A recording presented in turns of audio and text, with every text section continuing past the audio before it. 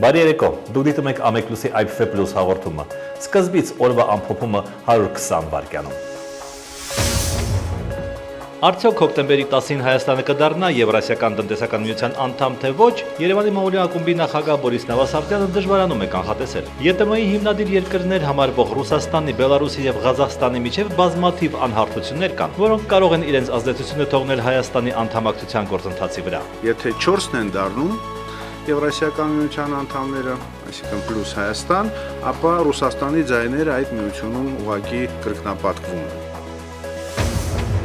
Լեռնային Ղարաբաղի Հանրապետության իշխանությունները Միրբաշիր քաղաքի 15-ամյա բնակիչ Ջավիդ Սամիրօղլու Մուզաֆար-Զադեին վերադարձրել են Ադրբեջանին։ Նա դերբակալվել է Մարտակերտի շրջանում, երբ հատել էր սահմանը։ Փոխանցումը տեղի է ունեցել Կարմիր խաչի միջազգային կոմիտեի Ստեփանակերտի գրասենյակի օժանդակությամբ։ Կառավարությունն այսօր 147 միլիոն դրամ է հատկացրել Տավուշի եւ Գեղարքունիքի մարզերում հրատապ լուծում պահանջող մի շարք խնդիրների լուծման համար։ Տարածքային կառավարման նախարար Արմեն Գևորգյանը տեղեկացրել է, որ խնդիրներն առաջացել են մասնավորապես ուժեղ քամիների եւ հորդառատ անձրևների հետևանքով։ Խոսքը գնում է սահմանամերձ Պարավաքար, Այգեձոր եւ Չինարի համայնքներում անհրաժեշտ միջոցառումներ իրականացնելու։ Կրթության պետական տեսչության պետ Արամ Կարապետյանը այսօր ներկայացրել է դպրոցներում անցկացվող ստուգումների արդյունքները։ Դրանց արդյունքում Գյումրիում միայն 8 տնօրեն հեռացվել է աշխատանքից։ Չեն համապատասխանում իրենց կրթական ցենզով տնօրեն աշխատելու կարգավիճակին։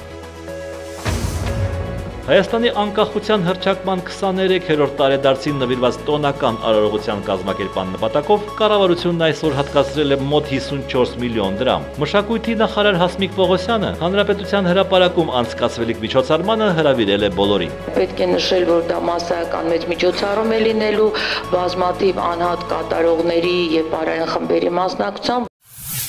Բարգավաճ Հայաստան խմբակցության պատգամավոր Լովա Խաչատրյանը առայժմ չի կարող ասել մասնակցելու է արդյոք այս աշնանը կազմակերպվելիք հանրահավաքներին։ Նա աշնանը գերադասում է զբաղվել գյուղատնտեսությամբ եւ հատկապես մոլախոտի քաղհանով։ Պատգամավորը սակայն կարևորում է նաեւ քաղաքական քաղհանը։ Իսկ ահա նրա գործընկեր Միքայել Մելքումյանը այսօր լրագրողներին հայտնել է, որ ազգային ժողովի գազի հանձնաժողովը շարունակում է աշխատանքը միջանկյալ զեկույցի վրա։ Ըստ վերլուծաբան Հարություն Մեսրոպյանի, մեզ մոտ Հայաստանում, ինչպես եւ շատ երկրներում, իշխող վերնախավը, ինչու թե նաեւ անդիմադիր վերնախավը, տվյալ ազգի վերնախավը չէ, եւ այստեղ խոսքը գնում է ընդամենը կորպորատիվ շահերը պահելու մասին։ Իշխող կուսակցությունը զոտ բարիքներին մոտ լինելու գործիք է, հետևապես բոլոր երկրներում այդ մարդիկ իրենց ոչ թե իշխող կուսակցության անդամ են զգում, այլ կոմֆորտ միջավայրում, որտեղ մոտ են հարստությանը եւ իշխանությանը։ Սա վերլուծաբան Հարություն Մեսրոպյանի կարծիքն է։ Ստամբուլում կազմակերպված ինտերնետ ֆորումի մասնակիցների հետ առցանց հարց ու պատասխանի ժամանակ WikiLeaks-ի հիմնադիր Ջուլիան Ասանժը հայտարարել է, որ գրաքննության միջոցով Թուրքիայում փորձում են կանխել հայոց ցեղասպանության թեմայի տարածումը։ Թուրքիայում գրաքննությունը զարգացել է, քանի որ շատերն ուրախ են գրաքննություն տեսնել քրդերի եւ հայոց ցեղասպանության թեմաների հետ կապված, եւ դա հիմա տարածվել է ամեն ինչի վրա, ասում է Ջուլիան Ասանժը։ Օրվա լրահոսը։ Գազի հանձնաժողովը բազմաթիվ ցնցող բացահայտումներ է արել։ Նրանց մի մասը փաստաթղթային հիմք է ստացել, մի մասում հանրապետականն էլ է ինքը համոզվել, մի մասում ուղղակիորեն չեն կարող հակադարձեն իշխանավորները։ Այնուամենայնիվ Գազի հանձնաժողովի ընդդիմադիր անդամը գիտակցում է, որ հանձնաժողովի հանրապետական մեծամասնությունը չի կարող իր եզրակացությամբ ցավեցնել Սերժ Սարգսյանին կամ Հովիկ Աբրահամյանին, սակայն մի քանի անցագործություններ արդեն այսօր ակնհայտ են։ Մարդիկ պայմանավորվել են, ասել են գազի գինը մի թանկացրեք, մենք հետո մեր գույքով կտանք։ Արամ Մանուկյանը համոզվել է, որ 3 տարի մենք գրեթե օգտագործված գազի պարտք չենք մուծել, փոխարենը պայմանավորվածությամբ այդ ընթացքում ռուսները մեր գազը չեն անջատել։ Այդ ընթացքում ինչ պարտք է ձևավորվել, իշխանությունն ասել է, որ բանակցում ենք, որպեսզի սակագիրը չբարձրանա։ Չվճարված պարտքը դարձել է գույք։ Ինչա ռուսներին ձեռնտու էր,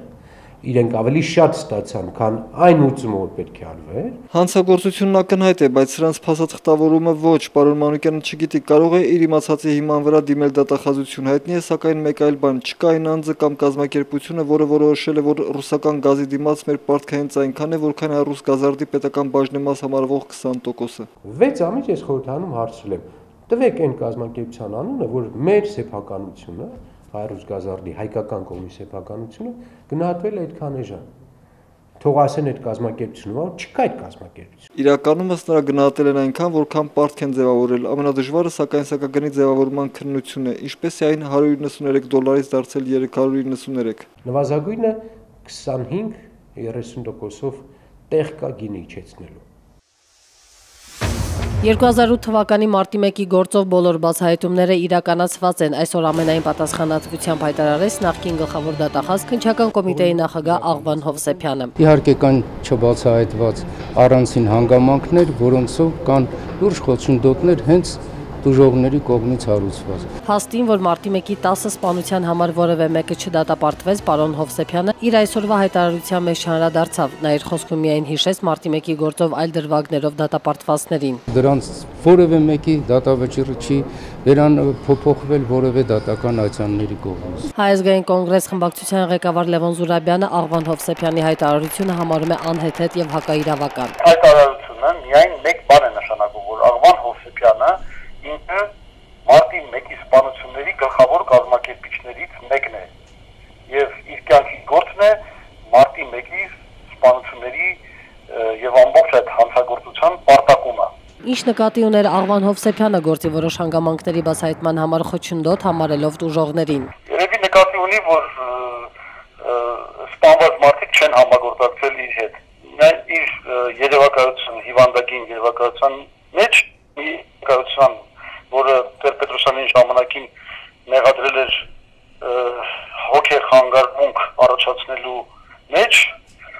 միայն նման բաներ կարող էր առաջանալ։ Այսօր Աղվան Հովսեփյանին հարց ուղղվեց նաև թե ինչու է գաղտնի պահվում մարտի 1-ի գործով քննչական խմբի ղեկավարի անունը։ Քննչական կոմիտեի նախագահը հորդորեց դիմել իրավասու մարմիններին։ Ինչու հրաժարական տվեց Սյունիքի մարզպետը մեկ շաբաթ առաջ կառավարության որոշմամբ պաշտոնից ազատված ու ջրային տնտեսության պետական կոմիտեի պետ նշանակված Վահե Հակոբյանն այս բացատրությունն ունի։ Քաղաքական թիմ ենք եւ բնականաբար խնդիրները իրականացնում են եւ քաղաքական իշխանությունը, ղեկավարությունը որոշում կայացրեց, որ պետք է ես պարտականությունները շարունակեմ ջրային պետական կոմիտեում։ Իր հրաժարականի հիմքում Վահե Հակոբյանը Բարգավաճ Հայաստան կուսակցության հետքը չի տեսնում։ Կա վարկած, թե ԲՀԿ-ն գերիշխող դիրք է ունեցել մարզում, այդ իսկ պատճառով էլ նա հրաժարական է տվել։ Ամենայն դեպս մենք իրականացրել ենք կառավարության գործառույթները տարածաշրջանում, բնականաբար որոշ աշխատանքներ ստացվել են, որոշ աշխատանքներ չեն ստացվել։ Հնարավոր է Սյունիքի մարզպետի աթոռին կրկին հայտնվի Սուրիկ Խաչատրյանը։ Մոտ ապագայում կնշանակվի Սյունիքի մարզպետ։ Չեմ ուզում ինչ-որ անուններ տամ, դա իմ տիրույթից դուրս է։ Կառավարության այսօրվա նիստում Սյունիքի մարզպետի նշանակման հարցը ընդգրկված չէր։ Ի դեպ, ի տարբերություն նախորդ նիստերի, այսօր վարչապետ Հովիկ Աբրահամյանը որևէ մեկին նկատողություն չարեց։ Միայն մեկ հարցի դեպքում չկարողացավ չզգուշացնել պետական գույքի կառավարման վարչության պետին, երբ վերջինս ներկայացնում էր Զվարթնոց օդանավակայանի տարածքում գտնվող քանդման ենթակա շենքերի բնակիչներին հատկացվելիք նոր բնակարանների ցանկն ու պայմանները։ Ինչքան ժամանակ ունենք ապամոնտաժելու։ Վարչապետ, այդ ժամկետների մասով ես այս պահին պատրաստ չեմ ասելու։ Դե դիխմա գրեք, դե չիմա որոշում կայացնենք, կարող է մի տարի ապամոնտաժեն, հարկավոր է ժամկետը հստակեցնել։ Այնուամենայնիվ գործադիրի ինչպես օրակարգում ընդգրկված մյուս բոլոր հարցերը որոշման այս նախագիծն էլ ընդունեց։ Հաշմանդամություն ունեցող օդաչուները եկել էին կառավարության շենքի մոտ Հովիկ Աբրահամյանին իր խոստումը հիշեցնելու համար։ Վարչապետը խոստացել էր հաշմանդամ օդաչուներին ընդունել, բայց այդպես էլ խոստումը չկատարեց։ Օդաչուները կրկին պահանջում էին հատկացնել թոշակները, որը չեն ստանում արդեն 8 տարի։ Պատճառաբանությունը մեկն է՝ բյուջեում գումար չկա։ Հարց է ցակում։ Ինչի չկա բյուջե, որտեվ թալանում են ավազակները, մի հատ տեսեք ով ինչ անում։ Դեպուտատի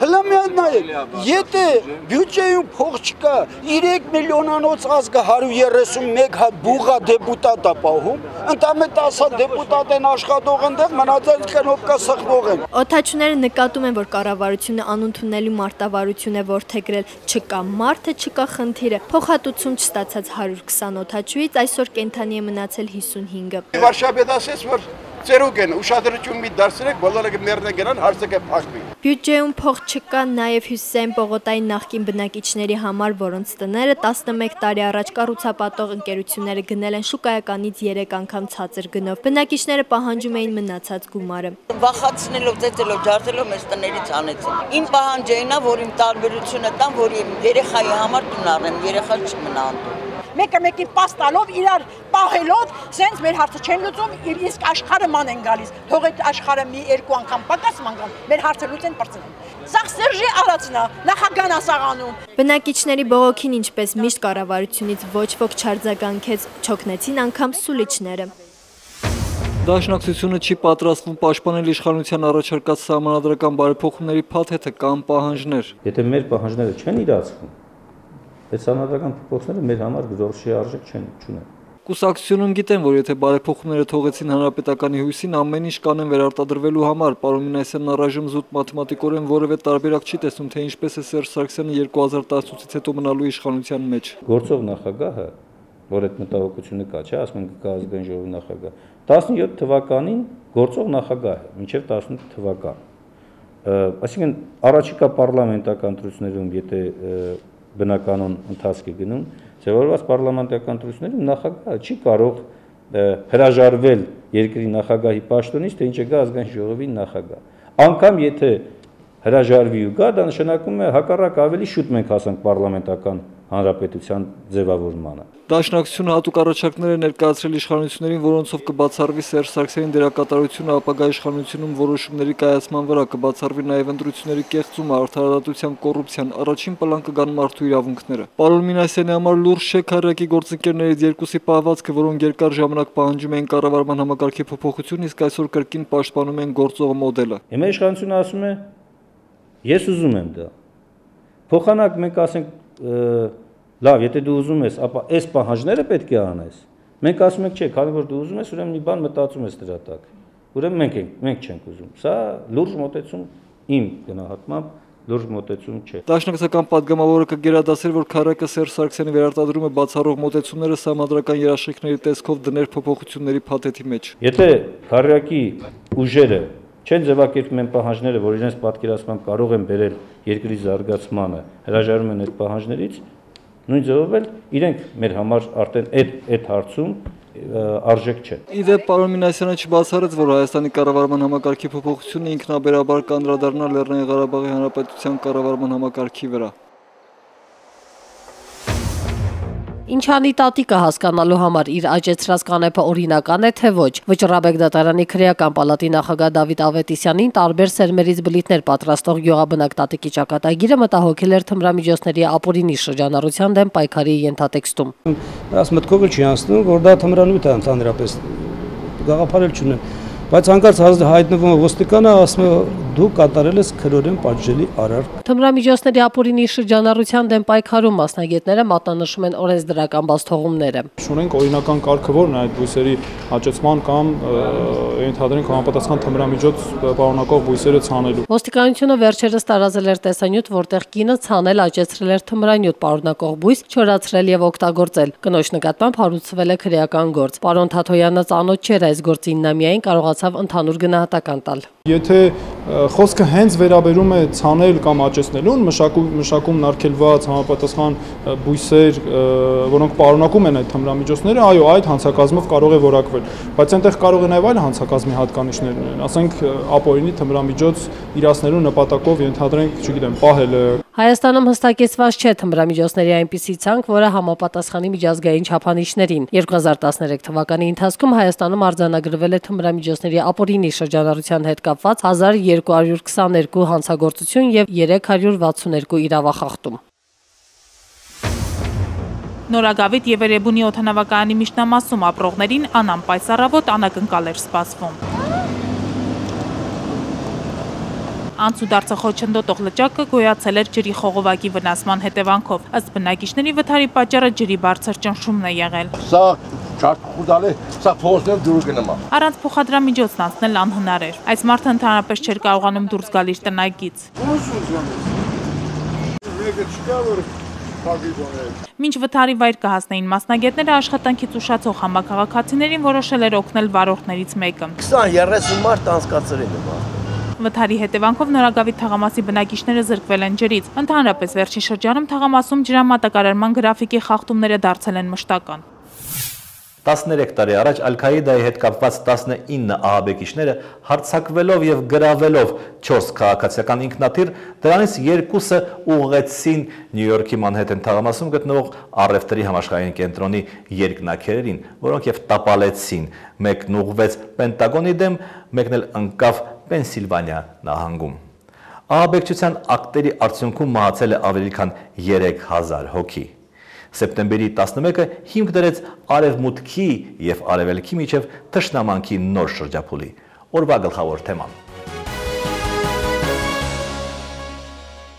2001 թվականի Նյու Յորքյան ահաբեկչությունից հետո աշխարհը սկսեց ապրել խաղի նոր կանոններով, որքան ուժեղացավ ահաբեկչական խմբավորումների դեմ պայքարը, այնքան սաստկացավ հակազդեցությունը։ Ահաբեկչական կազմակերպությունների թիվը տարեստարի ավելացավ։ Նրանցից առավել ակտիվը այս օրերին իսլամական պետությունն է։ Ամերիկայի Միացյալ Նահանգների նախագահ Բարակ Օբաման հայտարարել է, թե պատրաստ է գլխավորելու իսլամական պետություն կազմակերպության ոչնչացման կոալիցիան։ Ահաբեկչության դեմ պայքարում մեզ պետք են մեր գործընկերները, որոնց հետ պետք է աշխատենք, որպեսզի հայտնաբերենք ահաբեկիչներին խափանենք եւ պայքարենք նրանց դեմ։ Բարակ Օբաման նաև հայտարարել է, որ Ամերիկայի Միացյալ Նահանգները պատրաստ է հարվածներ հասցնել իսլամական պետություն խմբավորմանը Իրաքում եւ Սիրիայում։ Այդ նպատակով նա պատրաստվում է 475 զինծառայող ուղարկել Իրաք, արդյունքում ամերիկացի զինվորականների թիվը այստեղ կհասնի 1600-ի։ Բացի այդ, Միացյալ Նահանգները կտրամադրեն ֆինանսական աջակցություն 25 միլիոն դոլարի չափով։ Հատկապես Սիրիայում կա հայկական մեծ համայնք։ Արդյոք Միացյալ Նահանգների ռազմական գործողությունները հավելյալ հարված չեն հասցնի համայնքին հարցին։ Հայաստանում Ամերիկայի դեսպանը հայտարարեց, որ ինքը պատասխանատու է միայն Հայաստանի հետ հարաբերությունների համար։ Այս հարցը քննարկել եմ ձեր նախագահի հետ եւ Վաշինգտոնը քաջատեղյակ է հայկական փոքրամասնության եւ քրիստոնյա համայնքի մասին։ Իսլամիստների թիրախում ներկայումս հայտնվել են Իրաքի եզդիները։ Նրանք միայնակ չեն կարող պայքարել ահաբեկիչների դեմ։ Այսօր ամբողջ աշխարհը դա տեսավ, որ եզդի ազգը անզեն էր, եթե զենք ունենար, եզդին բավականին եւ ջիղունի պաշտպանվելու, իր ընտանիքը պահպանելու։ Պետք է գերպետությունները կարողանան ինչ-որ ձևով այս հարցերը կարգավորեն։ Իրենք ասում են, բայց ոչինչ անել չեն կարողանում։ Իսկ ինչ է անում Հայաստանը ահաբեկչության դեմ պայքարում։ Հաշվի առնելով նոր մարտահրավերները եւ սպառնալիքները, որոնք առկա են տարածաշրջանում, խնդիրները քննարկվում են ազգային անվտանգության խորհրդում, ազգային անվտանգության ծառայությունում, պաշտպանության նախարարության համապատասխան ծառայություններում եւ բնականաբար համակարգված ձևով այս ուղղությամբ իրականացվում են որոշակի գործողություններ։ ՆԱՏՕ-ում հայկական պատվիրակության ղեկավար Կորյուն Նահապետյանը նաև վստահեցնում է, մեր ազգային ռազմավարության եւ անվտանգության ուղղությամբ ընդունված փաստաթղթերում հակաահաբեկչական գործողությունները առաջին տեղն են գրավում։ Սեպտեմբերի 11-ին հետևած Աֆղանստանում ծավալված երկարատև արյունալի եւ դեռևս շարունակվող պատերազմի ընթացքում Ալ-Կաիդային շոշափելի վնաս հասցվեց։ Բայց վերջին 10 տարում միջին արևելքում ստեղծվեցին իսլամական նոր ահաբեկչական խմբավորումներ, որոնց հետ համեմատ Ալ-Կաիդան մի խումբ ռոմանտիկների հավաքածու է։ Իրաքում եւ Սիրիայում գործող ծայրահեղական իսլամիստական խմբավորումներից իսլամական պետությունը աչքի է ընկնում աննախադեպ դաժանությամբ խաղաղ բնակիչների նկատմամբ։ Իմ տպավորությամբ գաղափարական մարտիկները, նույնիսկ մոլերանտ կրոնականները նման դաժանության ընդունակ չեն։ Ավելի շուտ նրանց գործելավոճը նման է ամբողջ աշխարհից հավաքած հանցագործ վարձկանների դաժանությանը։ Իսլամական պետությունը Իրաքի հյուսիսում գրավել է հսկայական տարածքներ, այստեղ խաչվել են բազմաթիվ շահեր, արևմտյան պետությունների, որոնց հատուկ ծառայությունները գոնե սկզբնական շրջանում աջակցում էին ահաբեկիչներին։ Իրաքի, Իրանի, Թուրքիայի, ինչպես նաև քրդերի շահերը, որոնք չափից դուրս հեշտ են երբեմն հանձնում իրենց վերահսկողության տակ գտնվող տարածքները։ Պարզել, թե ինչպես են հատվում այդ շահերը, այնքան էլ հեշտ չէ։ Փոխարենը ակնհայտ է, թե ովքեր են տուժողները՝ եզդիները, քրիստոնյաները եւ շիա մահմեդականները։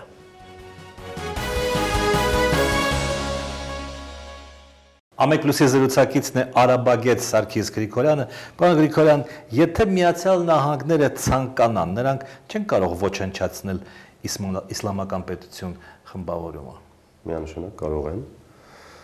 սակայն այս փուլում կարծում եմ դեռևս ձեռնպահ կմնա նման։ Ես կարծում եմ ոչնչացնելու համար բավական լայնամասշտաբ ցամաքային գործողություններ են պետք, իսկ եթե հաշվի առնենք, որ Միացյալ Նահանգները իդեմս նախագահի հայտարարեց, որ գործողությունները լինելու են օդային հարվածների տեսքով, ակտիվ ֆազան, Ես առում կարծում եմ, որ դեռևս լարվածությունը կմնա տարածաշրջանում։ Իսկ ինչու են ձեռը պահ մնում ցամաքային օպերացիայից։ Կարծում եմ, այստեղ որոշակի հաշվարկներ են, որովհետև եթե հաշվի առնենք, որ այս կազմակերպությունը, որի դեմ պետք է իրականացվի այս ամենը եւ ձևավորի կոալիցիա, իր վերահսկողության տակ ունի տարածքներ եւ քանի որ այս տարածքները բավական երկար ժամանակ նրանց վերահսկողության տակ են եւ բավական հեշտ անցան նրանց, ապա այստեղ նա ունեցել է բավական լուրջ աջակցություն տեղի բնակչության կողմից։ Եվ այս առումով բացի նրանից, որ հաշվարկներ են գնում արտաքին ուժերի հետ կապված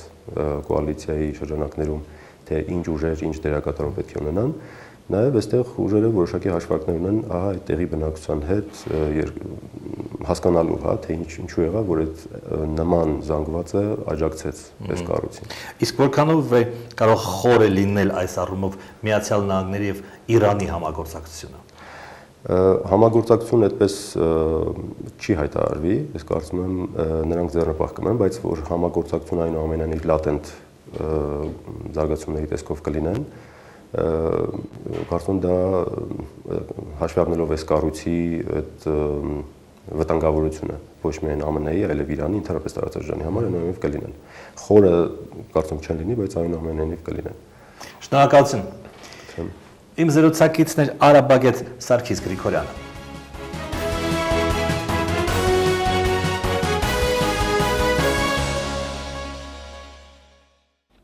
Սեպտեմբերի 5-ից 15-ը Սանահին Իվանական համալիրի այցելուները կարող են օգտվել զբոսավարների անվճար ծառայությունից։ Անհրաժեշտ հմտություններ ձեռք բերելու համար երիտասարդ զբոսավարները մասնակցել են World Vision բարեգործական կազմակերպության 6-ամսյա դասընթացին։ Ծրագրի փորձնական փուլում երիտասարդները նաև փորձելու են հասկանալ, ինչ է ցանկանում տարածաշրջան այցելող զբոսաշրջիկը, օրինակ ինչպիսի հուշանվեր է ցանկանում գնել։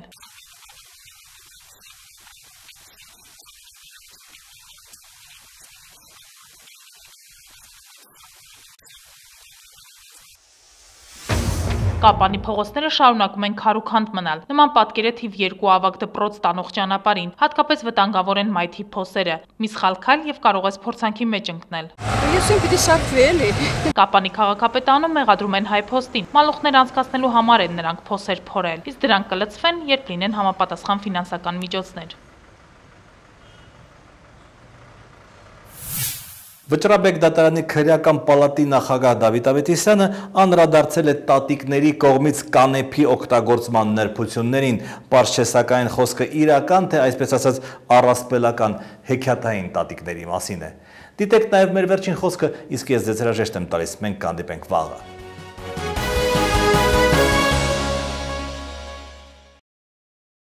Այս տատիկը ասում ինչու՞ն է դարտերում, նրան ասում են ապօրինի ես ցանել, այդ տատիկը հարց է տալիս, ասում է, իսկ ո՞րն է օրինական ցանելու կարգը։ Ոստիկանը երևի թե դժվարանա դրան պատասխանել։